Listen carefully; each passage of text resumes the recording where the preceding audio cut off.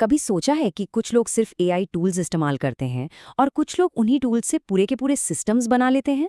आज हम इसी सफर को समझेंगे। एक आम एआई यूजर से एक एआई बिल्डर बनने तक का सफर। तो चलिए सीधे मुद्दे पर आते हैं। ये एक बहुत ही जरूरी सवाल है ना? हम सब चैट जीपीटी, मिड जर्नी जैसे टूल्स यूज करते हैं, लेकिन फिर भी कुछ लोग हैं जो इन्हीं टूल्स से कमाल की चीजें बना रहे हैं, पूरे पूरे बिजनेस खड़े कर रहे हैं। तो आखिर उनमें और हम में फर्क क्या है? जवाब टूल में नहीं, बल्कि उन टूल्स को इस्तेमाल करने के तरीके में है। ये स्लाइड इस फर्क को बिल्कुल साफ दिखाती है। एक तरफ है सामान्य यूजर जो एआई को एक काम खत्म करने के लिए इस्तेमाल करता है। दूसरी तरफ है पावर यूजर जो कई सारे एआईज को एक साथ जोड़कर एक ऑटोमेटिक सिस्टम बना देता है। बात सिर्फ प्रॉम्प्टिंग की नहीं है, बात ये समझने की है कि ये टूल्स पर्दे के पीछे काम कैसे करते हैं और इन्हें एक दूसरे से जोड़ा कैसे जा सकता है। और देखिए, ये कोई छोटी मोटी बात नहीं है। डिजिडे की 2025 की रिपोर्ट बताती है कि 83% क्रिएटर्स एआई इस्तेमाल कर रहे हैं। मतलब ये अब कोई भविष्य की टेक्नोलॉजी नहीं रह गई है, ये आज की तारीख में सक्सेस के लिए एक ज़रूरी स्किल बन चुकी है। अगर आप इसे नहीं सीख रहे हैं तो आप इस रेस में पीछे छूट रहे हैं। तो चलिए अब थोड़ा अंदर झांकते हैं और उन बेसिक कॉन्सेप्ट्स को समझते हैं जो इन टूल्स को चलाते हैं।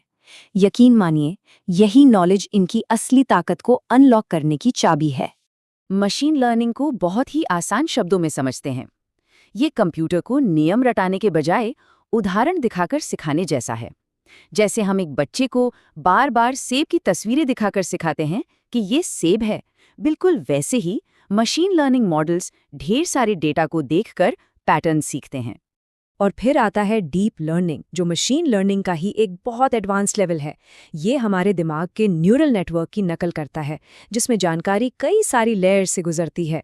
इसी वजह से ये भाषा समझने और तस्वीरें पहचानने जैसे मुश्किल काम भी कर पाता है। यहीं से असली जादू शुरू होता है। ये स्लाइड आर्टिफिशियल न्यूरल नेटवर्क के कॉन्सेप्ट को बहुत आसान बना देती है। देखिए, जैसे हमारे दिमाग का सेल यानी न्यूरॉन इनपुट लेता है, उसे प्रोसेस करता है और फिर आउटपुट देता है, एआई भी ठीक वैसे ही काम करता है। डेटा इनपुट लेयर से अंदर आता है, हिडन लेयर्स में प्रोसेस होता है। यहीं पर सारा खेल होता है। एआई पैटर्न और कनेक्शन सीखता है और फिर आउटपुट लेयर से हमें हमारा नतीजा मिलता है। एनएलपी, ये वो टेक्नोलॉजी है जिसकी वजह से हम चैट जीपीटी और एलेक्सा जैसे टूल से अपनी भाषा में बात कर पाते हैं। ये एआई को हमारी भाषा सिखाने जैसा है, जिससे मशीन और इंसान के बीच की दूरी लगभग खत्म हो जाती है। चलिए अब थ्योरी से प्रैक्टिकल पर आते हैं। इसे कंटेंट फैक्ट्री की तरह सोचिए, एक ऐसी फैक्ट्री जहां हर काम के लिए एक खास टूल है और ये सारे टूल्स मिलकर एक ऑटोमेटिक प्रोडक्शन लाइन बनाते हैं। ये मानसिकता में एक बहुत बड़ा बदलाव है। अब मामला सिर्फ एक क्रिएटर होने का नहीं है, बल्कि एक कंटेंट मैन्युफैक्चरर बनने का है। और यही वो चाबी है जिससे आप अपने काम को 10 गुना बढ़ा सकते हैं, बिना थके, बिना रुके। ये स्लाइड एक मॉडर्न क्रिएटर की ड्रीम टीम की तरह है। आइडिया सोचने के लिए चैट जीपीटी, एकदम प्रोफेशनल आवाज के लिए 11 लैब्स और इन सब को जोड़कर एक ऑटोमेटिक वीडियो बनाने के लिए शॉर्ट स्टैक।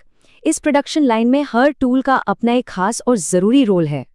चैट जीपीटी का सबसे ज़रूरी काम सिर्फ स्क्रिप्ट लिखना नहीं है, बल्कि स्क्रिप्ट को एक ऐसे फॉर्मेट में तैयार करना है जिससे दूसरी मशीनें, दूसरे सॉफ्टवेयर समझ सकें, जैसे कि जेसन फॉर्मेट में। यही है ऑटोमेशन का पहला और सबसे ज़रूरी कदम। यहाँ पर क्वालिटी सबसे ज़्यादा मैटर करती है। रियलिस्टिक एआई आवाज़ों ने उस रोबोट वाली आवाज़ की प्रॉब्लम को हमेशा के लिए ख़त्म कर दिया है।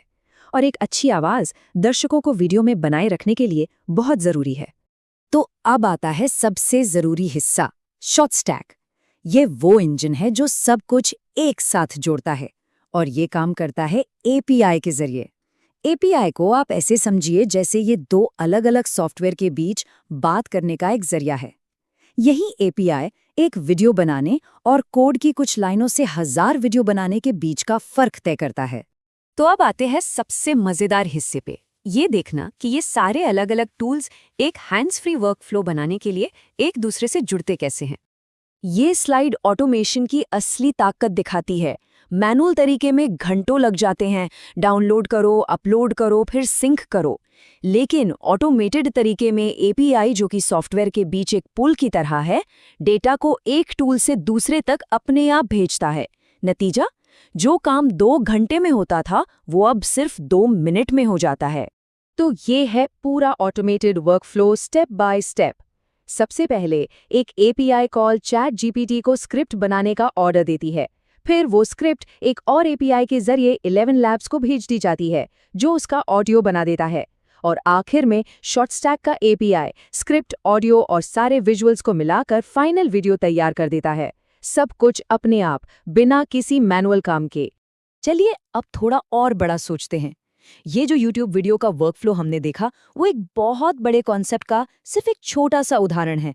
अपना खुद का एक पर्सनल ऑटोमेशन इंजन बनाना, ये आज की सबसे बड़ी सीख है। असली लक्ष्य कंटेंट बनाना नहीं है, बल्कि एक ऐसा सिस्टम बनाना है जो अपने आप कंटेंट बनाता रहे। इस स्किल को सीखने से कोई भी किसी भी काम के लिए बड़े बड़े सिस्टम बना सकता है। ये सिर्फ कंटेंट के बारे में नहीं है, ये प्रोडक्टिविटी और एफिशिएंसी को नेक्स्ट लेवल पर ले जाने के बारे में है। जरा सोचिए कि इस स्किल से और क्या-क्या किया जा सकता है। एडवांस्ड एसईओ रिसर्च को ऑटोमेट करना, हर क्लाइंट के लिए पर्सनलाइज्ड एआई सेल्स वीडियो बनाना, या रोज 9 अलग-अलग सोशल मीडिया प्लेटफॉर्म्स पर अपने आप पोस्ट करना। सच कहूं तो संभावनाएं अनंत हैं। और हम इसी सवाल के साथ आज की बात खत्म करते हैं। जब किसी के पास ये कॉन्सेप्ट्स और टूल्स हों, तो वो अपने लक्ष्यों को हासिल करने के लिए क्या बना सकता है? संभावनाएं अब किसी के भी हाथ में हैं।